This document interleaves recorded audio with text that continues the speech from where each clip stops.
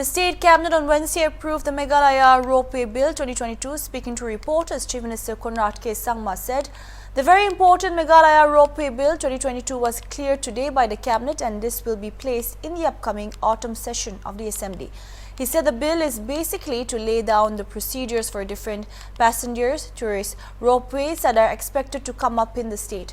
Sangma said that Rs 140 crore was sanctioned for the Shillong Peak Ropeway, which is the first passenger ropeway in the state through the New Development Bank. The government is expected to call the tender for this ropeway in the next 15 to 30 days' time. Today, the Meghalaya Ropeway Bill 2022. This is basically a bill that is going to lay down the procedures for different passenger tourist ropeways that are expected to come up in the state.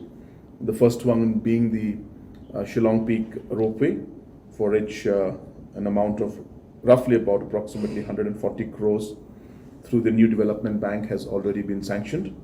And we expect that we should be calling the tender for this ropeway, Shillong Ropeway project, in the next 15 days to 30 days time.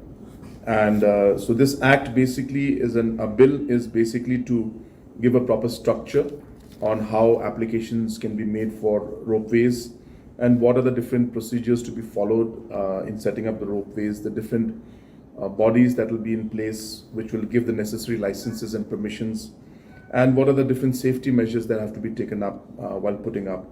All of these are being put in the bill, and obviously this will ensure that a standard procedure is set in place, keeping in mind the overall safety of the tourists and the citizens who will be using the different ropeways. So this very important Meghalaya Ropeway Bill 2022 was cleared today by the Cabinet, and this will be placed in the Assembly in the coming Assembly session to be cleared in the Assembly session.